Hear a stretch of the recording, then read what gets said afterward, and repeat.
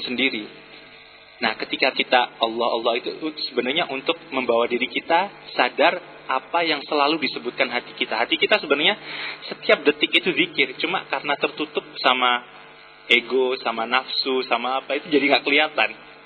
Nah, karena itu Allah dalam level lisan itu untuk menembus. Kalau kata Imam Khomeini, zikir itu ibarat nuntun anak kecil bicara. Anak kecil kan belum bisa bicara abi kan diulang-ulang sampai dia bicara sendiri. Nah, zikir itu kayak gitu. Jadi 4 mode ada 3 mode dalam tafakkur. Yang ma'rifah saya belum ngerti. Yang saya tahu baru mahabbah sama makhofah. Terus kalau yang lain ada pemujaan personal. Nah, pemujaan personal itu gini. Kalau guru saya itu waktu itu menjelaskan bahwa kita harus hati-hati mengungkapkan masalah-masalah yang kita alami. Katanya dia jangan ngungkapin ke seorang psikolog. Karena seorang psikolog itu dia basis keilmuannya itu bukan ilmu batin. Dia itu basisnya spekulasi. Kalau mau curhat, mendingan ke Allah aja. Karena curhat ke Allah kan melalui doa personal. Ketika kita mengungkapkan doa personal, walaupun itu ya Allah, aku pengen banget mobil gitu, ya Allah, aku pengen banget cewek cantik, ya Allah, aku pengen banget apa gitu. Itu sebenarnya kan kadang-kadang kesedihan kita, harapan kita, ketakutan kita ungkapkan. Ketika kita ungkapkan, kata Syekh Isa, itu dia melarutkan kekentalan dan racun-racun yang ada dalam psikologis kita. Kita kan setiap hari dipengaruhi oleh sekitar kita. Masalah-masalah yang kita hadapi itu kan menjadikan jiwa kita nggak stabil. Jiwa kita ada masalah dikit, jiwa udah terpengaruh, kepikiran terus. Nah, ketika doa personal itu melepaskan itu. Sehingga ketika racun-racun itu udah hilang, atau ikatan-ikatan psikologis itu udah hilang, yang disebabkan oleh pengaruh dunia, berkah ilahi masuk dan jadi tenang. Itu fungsi doa personal. Kata Syekh Isa, bukan kata saya. Oke. Kita masuk epistemologi filsafat perennial. Oh Allah, show us things as they are. Rabbi arinil asya'a kama hiya. Tuhan, tunjukkan aku sesuatu apa adanya. Itu doa Nabi Muhammad. Ini menunjukkan bahwa sebenarnya selama ini kita sering mengetahui sesuatu tapi tidak apa adanya. Kita menganggap diri kita lebih real dari Tuhan. Walaupun secara etis kayaknya nggak etis dia ngomong kayak gitu. Tapi sebenarnya kesadaran kita selama ini gitu kan. Kita lebih real dari Tuhan nggak kelihatan, Tuhan abstrak gitu kan. Sebenarnya kan dia yang lebih real dari kita. Dibuktikan melalui silogisme tadi. Kalau ada sebab dan akibat yang lebih intens siapa? Otomatis sebab. Akibat itu jelas less intense. Apa buktinya kita less intense atau intensitasnya lebih lemah? Kita bisa rusak, kita nggak abadi, kita bisa mati. Benda-benda ini bisa rusak. Gitu. Kalau Allah kan abadi. Otomatis dia kemudian hasil dari kesimpulannya dia yang intens itu yang menyebabkan keberadaan kita gitu. Dan ini yang jarang kita sadari. Kita selama ini kan walaupun agama bilang bahwa Allah itu yang al-haq, tapi kan selama ini kita nggak menyadari itu secara rasional. Nah, secara rasional itu mungkin saya juga baru belakangan ini. Ternyata kita itu yang abstrak, dia yang real. Kalau sama saya bilang, Ali adalah macan. Gitu. Itu majazi atau hakiki? Majazi kan? Ali adalah manusia. Itu hakiki atau majazi? Itu hakiki kan? Nah, selama ini kita itu ada. Itu hakiki atau majazi? Sebenarnya majazi. Allah itu ada. Itu yang hakiki. Tapi yang hakiki semacam ini itu nggak pernah benar-benar nempel dalam kesadaran kita karena zikir kita mungkin kurang intens. Makanya kata seorang sufi gini, orang sufi itu harus kafir. Ungkapannya kan agak gimana gitu kan mereka. Orang sufi itu harus kafir. Kafir maksudnya apa? Kafir itu menutupi diri. Karena seorang sufi, dia jalan dimanapun, ada dimanapun, yang ada di sekitar dia itu Allah semua. Dia nggak ada selain Allah. Karena memang itu keberadaan yang sesungguhnya. Dan mereka sadar. Tapi mereka sadar mereka dikelilingi orang-orang. Karena itu dia harus kafir menutupi diri, agar orang-orang nggak nganggap dia yang enggak. Sempat loh jadi orang sufi itu. Karena dimanapun, ada pohon, itu juga Allah. Terus ini Allah. Kan nggak ada di luar dia kan, semuanya dia kan. Masa kemudian seorang sufi datang ke pohon itu terus dicium-cium terus dirangkul-rangkul kan enggak kan, terus disembah-sembah gitu enggak kan? Ingat ya, ada takwini, ada tasyri'i, ada yang syariat, ada yang ontologis, ada yang keberadaan, ada yang aturan. Kalau Allah sebagai keberadaan itu semua keberadaan, tapi cara kita menyembah Allah kan tetap pakai sholat kan. Itu yang syariat. Jadi kita nggak bisa walaupun semuanya Tuhan, tapi cara kita sudah ditentuin. Jadi nggak bisa keluar dari ranah syariat. Anyway, itu yang saya ingin tekankan adalah bahwa manusia itu sering menganggap sesuatu, tapi yang dia anggap itu bukan seperti yang sesungguhnya.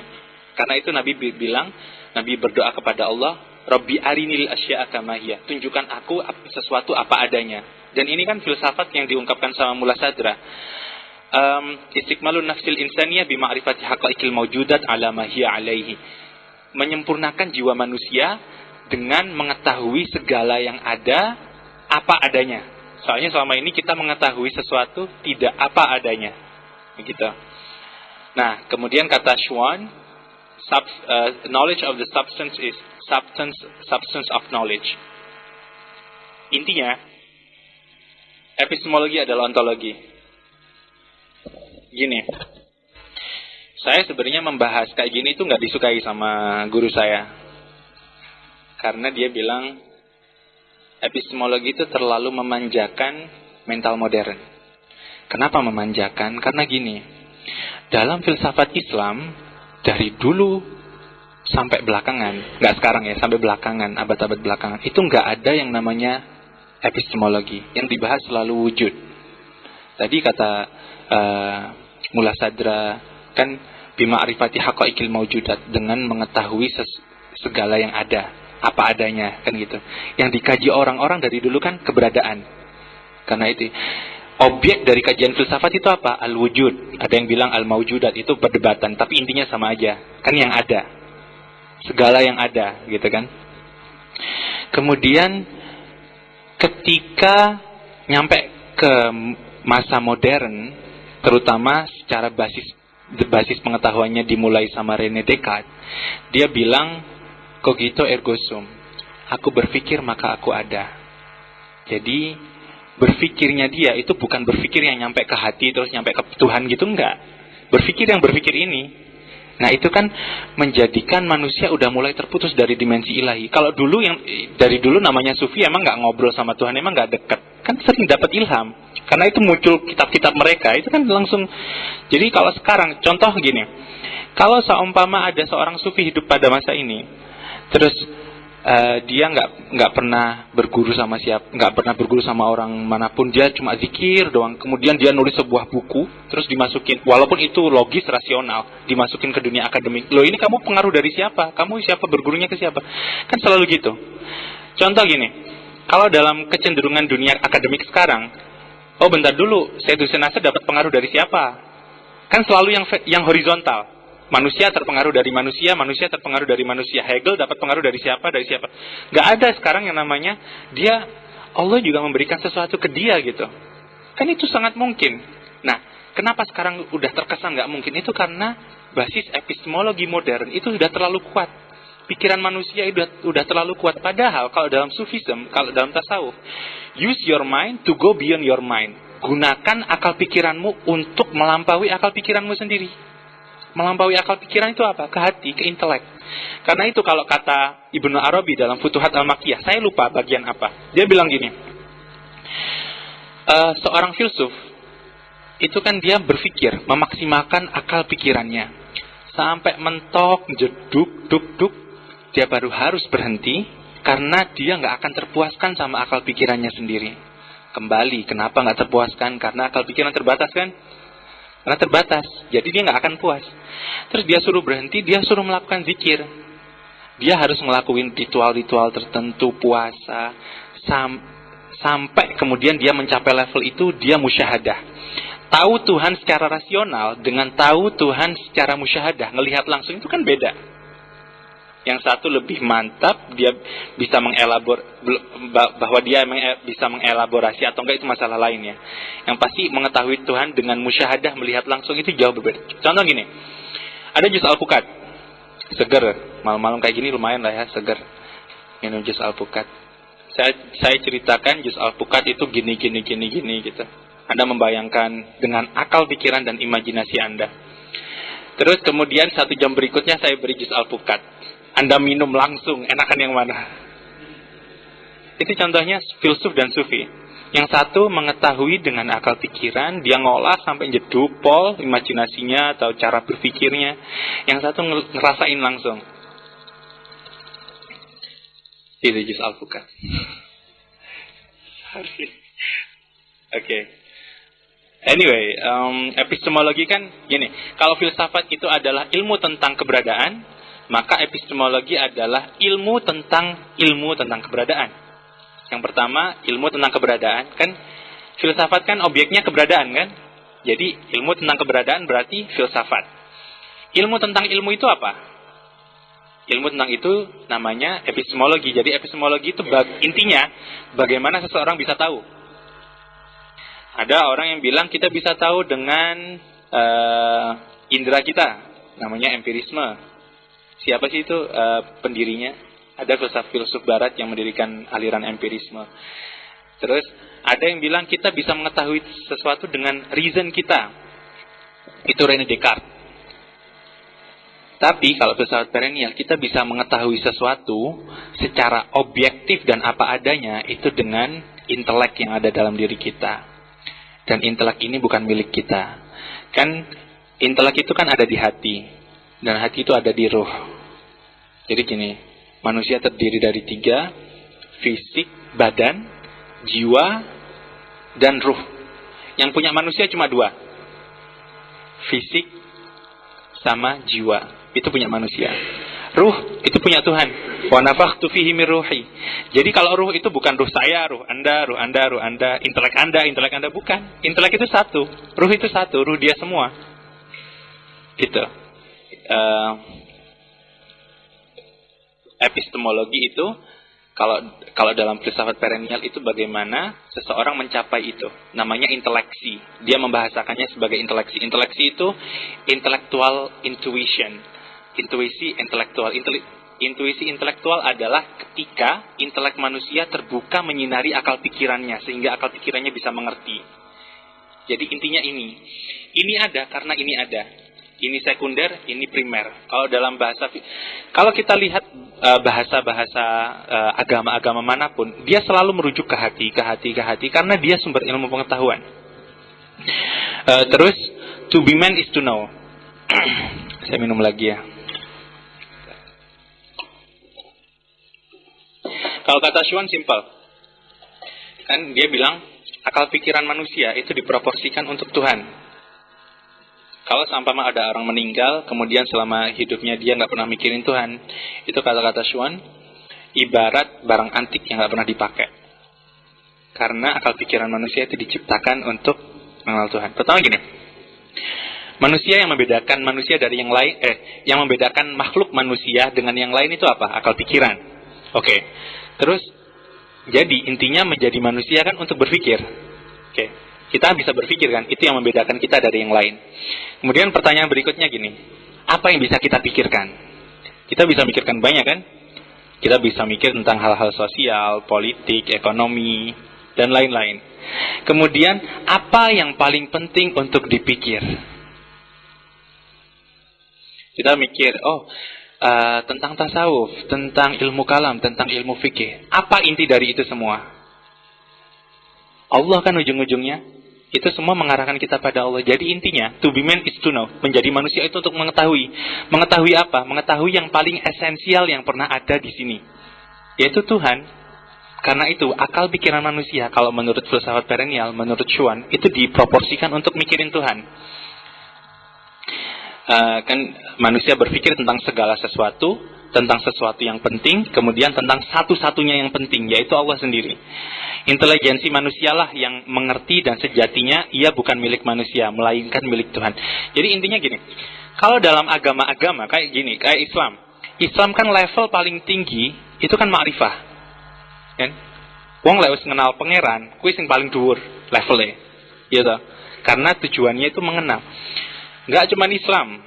Agama Hindu bilang Veda. Veda artinya kesadaran. Agama Buddha bilang bodhisattvayana, artinya kesadaran bahwa segala sesuatu adalah kosong. Itu apa nanti? Itu orang Buddhism lebih ngerti. Yang pasti yang pengen saya tekankan adalah bahwa semua agama, semua tradisi dimanapun itu selalu menekankan kesadaran. Kesadaran ini yang disebut Sophia. Kesadaran ini yang disebut filosofia. Kesadaran apa? Kesadaran ilahi. Kesadaran yang dari dulu ada sampai sekarang, dan dari kesadaran ilahi itu dia muncul menjadi berbagai ragam keberadaan makhluk. Dari makhluk itu kemudian nyampe manusia, balik lagi ke Tuhan. Kan Fabi arafuni, aku ingin menciptakan ciptaan, kemudian dengan aku kemudian mereka bisa mengenalku. Jadi dengan manusia Tuhan bisa mengenal dirinya sendiri. Jadi dalam diri manusia ketika dia makrifah, ketika dia mengenal Tuhan, yang mengenal bukan manusianya, tapi Allah dalam dirinya. Jadi akunya udah nggak ada. Aku kan ego, nafsu. Karena itu kalau yang Ibnu Arabi itu kan memberikan konsep-konsep ananiyah. Manusia itu ini karena ada kelahiran fisik. Kita lahir secara fisik dari ibu kita. Psikologis belum lahir kan? Kita belum sadar apa-apa. Sampai kemudian umur tertentu, waktu saya kecil, saya main sama teman saya gitu, ada kesadaran psikologis contohnya gini. Oh itu mainanku, aku ambil. Gitu kan? Itu kan sudah terpisah. Jadi ini ada ini gitu. Karena terpisah. Semakin dewasa, semakin dia dikelilingi dengan perbedaan ini. Kita kan terbiasa dengan yang banyak. Kita nggak terbiasa dengan satu. Padahal asal kita satu. Karena itu kemudian dalam agama apapun selalu dianjurkan zikir. Zikir kan lafadznya sama, selalu sama. Kenapa Allah, Allah, Allah, la ilaha illallah diulang berkali-kali? Itu agar mengingatkan kita bahwa asal kita satu. Nah, dengan zikir semacam itu, Allah mengenal dirinya melalui manusia. Dan itu sebenarnya tujuan kita. Tujuan hidup kita mencapai Tuhan kan? Itu sebenarnya secara ontologis, secara epistemologis, tujuan keberadaan manusia yaitu. Ini agak susah dimengerti. Yang penting esensi epistemologi itu kecakapan dalam menalar. Kecakapan dalam menalar, tapi bukan cuma menalar, tapi juga bagaimana penalaran itu tersambung dengan intelek. Itu intinya epistemologi filsafat perennial. Bagaimana agar hati kita hidup. Kemudian dalam diri manusia itu ada 3 hal. Intinya, pertama intelijensi, terus kedua will, atau kedua sentimen, perasaan, ketiga kehendak. Ini diungkapkan oleh Schwann dalam buku-bukunya. Jadi kan kalau dalam agama Hindu kan Satchit Ananda. Sat itu artinya kehendak. Ketika muncul oleh karena manusia itu diciptakan dalam citra ilahi atau imago Dei, atau dalam bahasa Nabi Suratul Rahman. Kalau dalam hadis-hadis kita jarang ya dengar Nabi Muhammad bilang khuliqal insan fi suratir Rahman. Manusia itu diciptakan dalam gambar Ar-Rahman. Itu kan ekstrim sekali. Dan itu cenderung ke mutasyabihat. Jadi karena hati-hati, hadis itu nggak usah dipakai. Kan biasanya gitu kan. Padahal Nabi ngomong kayak gitu. Dan itu diriwayatkan di beberapa kitab. Saya nggak tahu lebih tepatnya kitab apa. Yang pasti Nabi pernah, kalau nggak salah itu kisah ketika Nabi Muhammad melihat salah seorang sahabat mengolok-olok sahabat yang lain. Terus Nabi Muhammad bilang gini, kamu itu jangan ngejek-ngejek orang itu. Manusia itu diciptakan dalam suratul Rahman. Jadi kalau kamu ngejek dia, kamu ngejek pangeran, ngejek Tuhan, gitu. Jadi ininya manusia itu, oleh karena manusia itu diciptakan dalam image ilahi, dalam gambar Tuhan, dalam diri dia itu terkandung sesuatu yang terkandung dalam diri Tuhan. Pertama, sat. Kalau dalam Tuhannya kan dia berkehendak dulu. Dia pertama sebenarnya Sat Chit Ananda. Dia ada, kemudian dia sadar akan keberadaannya. Karena dia sadar, dia bahagia. Kan gitu. Nah, ini memanifestasi, ada, sadar, dan bahagia. Itu memanifestasi dalam diri manusia sebagai 3. Pertama kehendak, kedua perasaan, ketiga intelijensi. Intelijensi kan intinya sadar. Saya sudah berkali-kali ngomong tentang intelijensi. Intelijensi adalah gabungan antara akal, pikiran, reason, dan intelek. Itu intelijensi, itu kandungan dalam diri manusia. Dan yang primer adalah intelek, dan ini adalah sekunder. Yang kedua adalah perasaan. Perasaan manusia itu juga perpanjangan atau sekunder, perpanjangan dari intelek. Dan perasaan itu dikatakan objektif ketika dia mencintai yang indah. Kalau akal pikiran kan dikatakan objektif ketika dia memikirkan Allah tadi. Karena memang diproporsikan buat manusia itu biar mikir ben gawe mikir pangeran. Kemudian dua, perasaan atau sentimen itu diciptakan Allah agar mencintai keindahan. Terus kemudian keindahan itu kemudian mengarahkan manusia kepada Allah, dan inti dari perasaan manusia itu diciptakan agar manusia mencintai Allah. Ketika manusia mencintai Allah dengan jiwanya, maka itu disebut natural love. Itu cinta yang natural. Jadi yang natural dalam diri manusia itu ketika dia mencintai Tuhan. Tapi ada yang lebih tinggi dari itu, namanya supranatural love kepada Allah, atau cinta yang supranatural melampaui yang natural. Itu ketika manusia mencintai Tuhan tapi bukan jiwanya yang mencintai, tapi ruh dia. Ruh dia siapa lagi? Ruh dia kan Tuhan sendiri. Jadi Allah mencintai dirinya sendiri melalui manusia. Itu intinya. Terus yang kehendak itu, kehendak manusia dikatakan objektif ketika dia terarah kepada hal-hal baik. Kalau kehendaknya diarahkan kepada hal-hal buruk, itu berarti nggak objektif. Kalau kita mencuri, berarti kehendak kita nggak objektif. Nggak objektif pun nggak sesuai dengan sesuatu apa adanya. Kalau kita sesuai sesuatu dengan apa adanya, kita akan menyadari bahwa hal yang baik itu mendekatkan kita pada Allah, dan hal yang buruk itu intensitasnya lebih rendah dan dia menjauhkan kita dari Allah. Karena itu, kalau kepingin kehendaknya baik, harus melakukan kebaikan. Sebenarnya berat sih ngomong kayak gini. Saya sendiri bukan orang yang gimana gitu. Tapi memang pesannya kayak gitu. Jadi intelijensi, perasaan, dan kehendak itu adalah inti triple nature of man, kalau kata Syekh Isanuddin Ahmad. Dui sumber pengetahuan. Jadi kalau dalam epistemologi filsafat perennial, bagaimana manusia bisa mengetahui sesuatu apa adanya? Jawabannya ada dua. Pertama, intellection. Intellection itu ketika intelek memancar kepada akal pikiran tadi. Jadi hatinya hidup, dan biasanya kayak gitu-gitu para sufi. Terus yang kedua, revelation, wahyu. Wahyu itu inteleksi kosmis. Maksudnya Allah memberikannya, tapi umpama memberikan ke seseorang, tapi seseorang itu menyampaikan ke yang lain. Kalau inteleksi kan perorangan, dia nyimpen buat dirinya sendiri. Tapi kalau revelation diturunkan ke seseorang agar diberikan ke orang-orang lain. Kayak Nabi Muhammad menerima Al-Quran, itu revelation. Dua sumber pengetahuan inilah yang dalam dunia tradisional dianggap sebagai sumber epistemologi yang sebenarnya. Tapi mereka nggak pernah bahas. Dibahas itu baru belakangan karena gara-gara ada modernisme itu. Karena modernisme itu menjauhkan hubungan manusia dengan Tuhan secara kesadaran. Jadi perlu, mau nggak mau harus dibahas. Kayak kalau udara dulu kan seger ya. Zaman dulu belum ada polusi, belum ada motor, kan seger. Kan orang-orang kan dikelilingi sesuatu yang seger gitu, masa udara terus dibahas, dijadiin kajian, kan enggak. Tapi sekarang ketika udah ada polusi, udah ada krisis environment, itu baru dibahas. Kenapa? Karena kita krisis.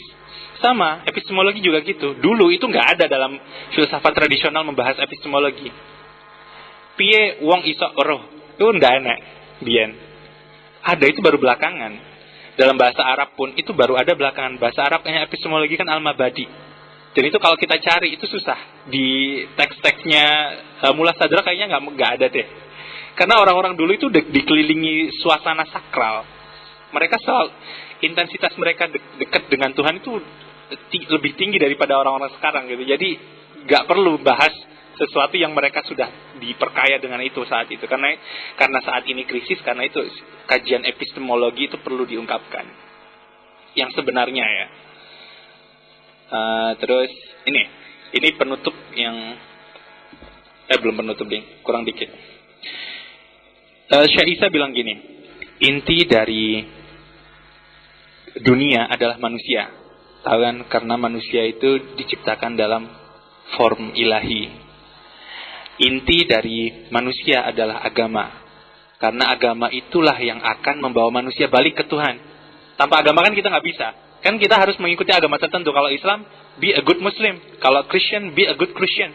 Ikuti format-format ibadahnya di situ agar nyampe ke Tuhan. Kita nggak bisa nyampur juga ya. Jadi inti dari manusia itu adalah agama, karena agama itu akan membawa manusia kembali ke Tuhan. Inti dari agama adalah pemujaan. Pemujaan ada macam-macam kan? inti dari pemujaan adalah zikir. Jadi pemujaan kan ada 4. Ada yang personal, ada yang kanonik, ada yang meditatif, dan ada yang zikir.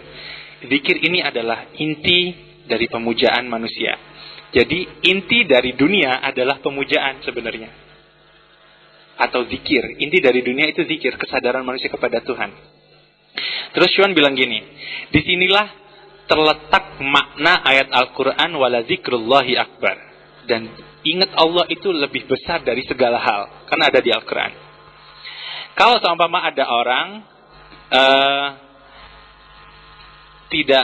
dia mau mati, dia nggak bisa ngelakuin apa-apa dalam beberapa detik kemudian dia berzikir, Allah sudah cukup kehidupan buat dia. Dia sudah melakukan apa yang dia harus lakukan. Jadi intinya, inti dari dunia ini adalah zikir kalau kata Xuan gitu. Bagaimana manusia bisa mengingat Tuhan terus-menerus. Terus, why perennial philosophy? Kenapa filsafat perennial? Apakah ini sesuatu yang baru? Kenapa filsafat perennial? Pertama itu gini, dulu itu ada sebelum Fridtjof Xuan yang namanya René Guénon. René Guénon, bacanya dalam bahasa Perancis. Dia itu seorang intelektual.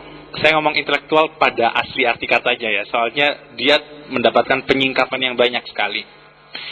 Dia lahir di Perancis, dia pernah mengikuti sesuatu yang disebut pseudo-spiritualisme. Pseudo-spiritualisme itu kayak ada anggota keagamaan tertentu, terus kalau pernah dengar, kalau anak sosiologi pasti dengar namanya New Age. New Age itu kan dia kayak aliran tertentu, tapi di situ orang bisa melakukan ritual agama Buddha walaupun dia Islam. Dia bisa meditasi ala Hindu. Jadi nyampur-nyampur gitu loh. Spiritualisme palsu.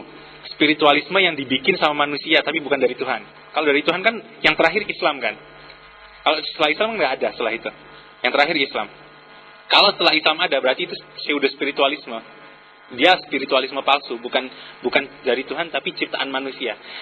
Mau nyampe ke Tuhan tapi pakai sesuatu yang dibikin manusia, apa bisa? Kalau mau nyampe ke Tuhan kan pakai jalan yang diberikan sama Tuhan kan. Emang kita punya kekuatan apa untuk bikin jalan bagi kita sendiri untuk nyampe Tuhan? Kan nggak bisa. Kalau mau nyampe dia harus pakai jalan yang dia sediain. Jalan yang dia sediain agama-agama tradisional. Nah, René Guénon waktu itu dia mengikuti sebuah okultisme yang kayak gini, itu namanya Theosophical Society of May, MMA, M-nya 2. Saya nggak tahu gimana bacanya di Perancis. Itu sebuah organisasi spiritual yang dipimpin oleh Madame Blavatsky dan siapa satunya saya lupa, Madame Blavatsky salah satunya. Dan sekarang itu banyak. Kalau di Jakarta saya nemu Brahma Kumaris.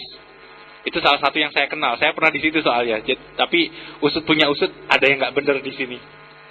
Nah, kata René Guénon, itu bahaya untuk mengikuti inisiasi atau mengikuti baiat di dalam jalan-jalan spiritual seperti itu. Karena jalan spiritual itu bukan dari Tuhan.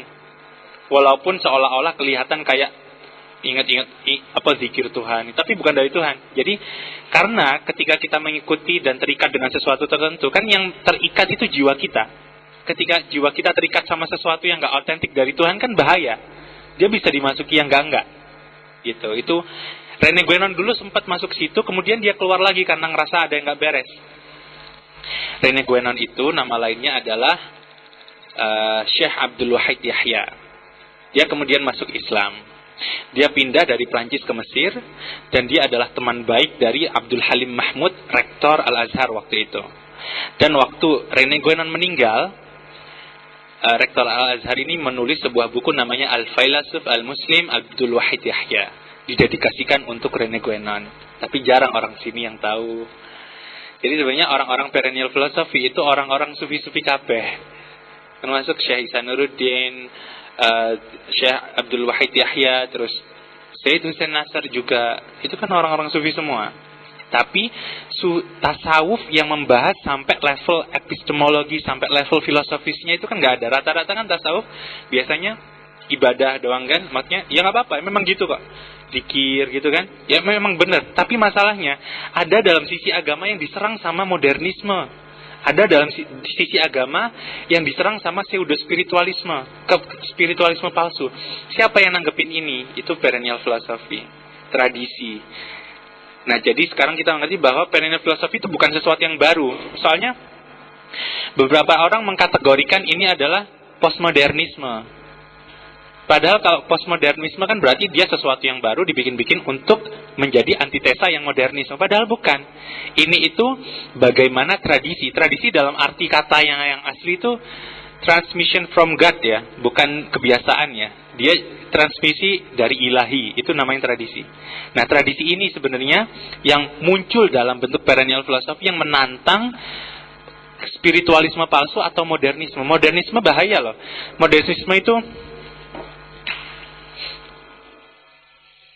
ibarat gini, sejak munculnya René Descartes, itu saya pernah baca di satu buku di History of Civilization, kalau teman-teman pernah baca. Saya cari lagi halamannya, kok nggak ketemu gitu.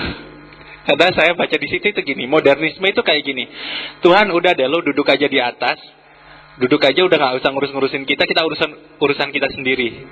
Manusia ngurus urusan manusia sendiri. Itu kenapa? Karena gini.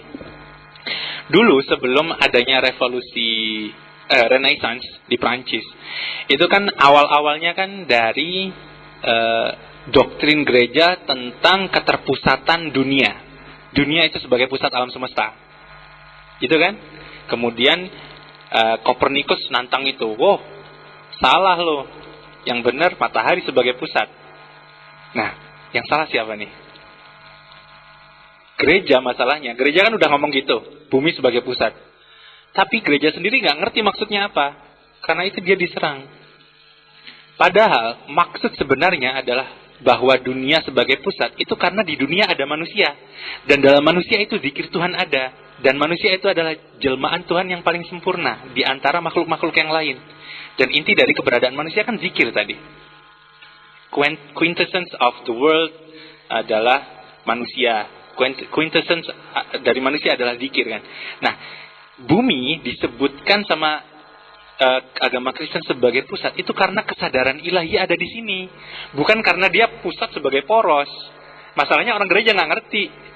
Kemudian diseranglah. Yang sini kan Kopernikus ngomongnya masalah fisik, padahal yang diomongin sama gereja masalah spiritual. Jadi kan nggak nyambung. Nah, sejak dari itu orang-orang nganggap gereja itu ngomongnya bullshit semuanya. Jadi udah deh, Tuhan udah diem dulu gitu. Sampai kemudian muncul modernisme. Modernisme semakin menjadi ancaman yang keras buat tradisi. Karena itu secara niscaya sekarang tradisi muncul lagi. Tapi kita bersyukur dalam agama Islam tradisi tetap terjaga. Ketersambungan kita dengan Tuhan masih terjaga. Masih banyak sufi, masih banyak ulama-ulama yang dekat dengan Tuhan gitu. Kita yang paling berasa tentang badai modernisme itu orang-orang Barat.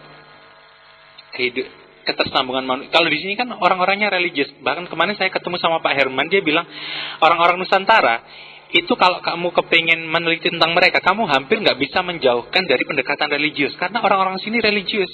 Kita ada kecenderungan ilahi. Kalau orang-orang sini ya, orang-orang Nusantara. Kita alhamdulillah lah agak jauh dari Eropa waktu itu. Kalau kita sudah dekat, terancam kita. Yang secara kesadaran kita sudah terputus sama Tuhan.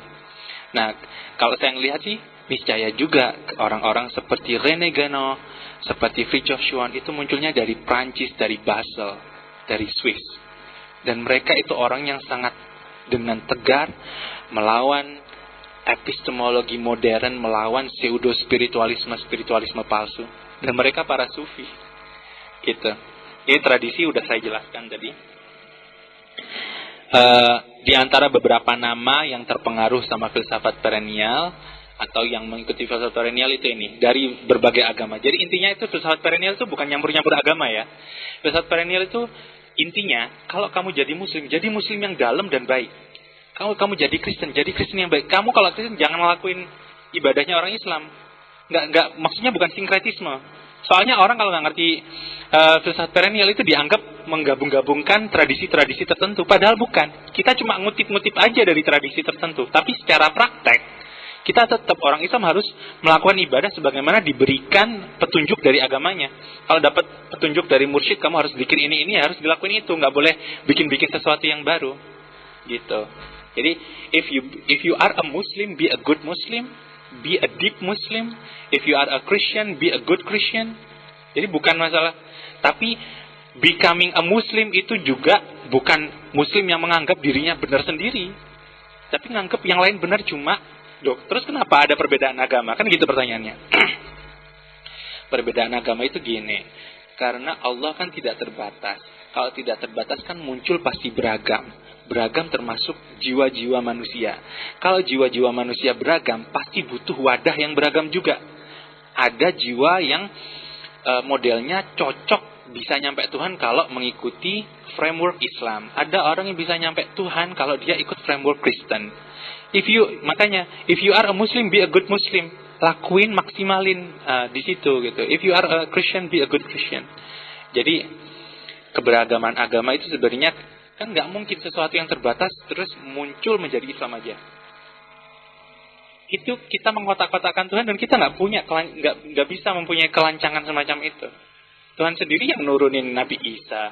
Tuhan sendiri yang bersabda tentang Injilnya. Dan kalau kita mau konsisten, kita iman sama apa aja sih? Iman sama Allah, sama Muhammad, tapi juga sama kitab-kitab yang lain kan? Nah terus ya udah yang diimani Al-Quran aja, yang lain enggak gitu. Oh enggak, maksudnya iman Al-Quran itu harus dipelajari, kalau yang lain enggak. Kan enggak juga. Semua itu juga dari Allah. Semua framework yang lain harus kita hargai. Di Al-Quran enggak pernah lo ngomong orang Yahudi itu kafir, gitu enggak. Tapi dari orang Yahudi ada yang munafik, ya. Kalau yang Islam juga ada yang munafik. Orang Kristen ada yang munafik juga, tapi bukan berarti munafik kemudian keseluruhan salah, enggak. Orang Yahudi ada yang baik, ada yang benar, orang Kristen, dan semua agama itu dari Tuhan. Di antara beberapa, jadi yang aneh itu di antara banyak orang yang datang ke Suwon, Fridtjof Suwon atau Syekh Ihsanuddin yang sowan, itu dari berbagai agama, dan padahal mereka nggak pernah ketemu satu sama lain. Pada waktu itu Suwon juga nggak begitu terkenal, karena dia nggak mau ngajar dia sering dimintain ngajar di universitas tertentu, tapi dia nggak mau. Dia lebih milih hidup pribadi, nulis banyak.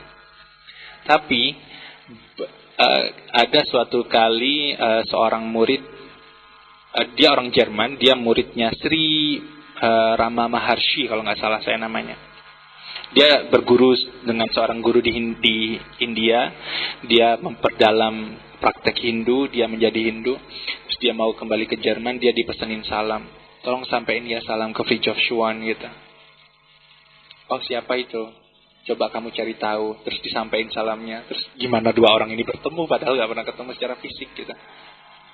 Which means sebenarnya kebenaran yang selama ini ada itu bukan sekedar kebenaran fisik. Orang-orang yang dekat dengan Tuhan itu di sana bertemu juga gitu. Dan saya nggak ngerti ya kisah-kisah semacam ini kan bukti yang bisa diterima tapi nggak juga kan. Maksudnya itu sebenarnya sesuatu yang sangat personal gitu kan. Bisa jadi lewat SMS. Waktu itu belum ada sih SMS. Tapi gimana bisa ketemu gitu agak. Dan yang berguru ke Suwon itu bukan cuma orang Islam, orang suku Indian ada, orang Hindu ada. Cuma kalau saya sih fokus ke Islamnya. Murid dia yang dari agama lain ada juga. Cuma Suwon sendiri dia mengikatkan diri pada agama Islam. Dia salah satu yang ekstrim dari dia itu gini. Katanya ya, dia itu mengharamkan orang Muslim berdoa buat agama lain. Dia menidakbolehkan, kalau tidak mengharamkan, saya nggak tahu, kalau kata-kata itu mungkin terlalu ekstrim. Kenapa? Karena ketika kita berdoa buat orang yang beragama lain, kata dia, itu kita berusaha memasuki orang yang berada dalam framework yang lain. Framework dia Kristen, dan framework kita Islam. Dan kita harus fokus di framework kita, jangan masuk ke yang lain. Saya itu dengar dari guru saya, tapi saya belum baca langsung teksnya. Jadi kalau ada pertanyaan tentang itu, saya nggak terlalu tahu. Jadi antisipasi yang mau ditanyain soal itu. Sum quae esse sum ergo oro. I am because being is. Aku ada karena sang keberadaan ada. Sum ergo oro. Aku ada maka aku memuja. Jadi inti keberadaan kita itu untuk berzikir, untuk memuja Tuhan. Jadi yang tadi balik lagi ke tadi, inti dari semua keberadaan ini itu agar manusia ingat lagi ke Tuhan. Wallahu alim bissawab. Assalamualaikum warahmatullahi wabarakatuh.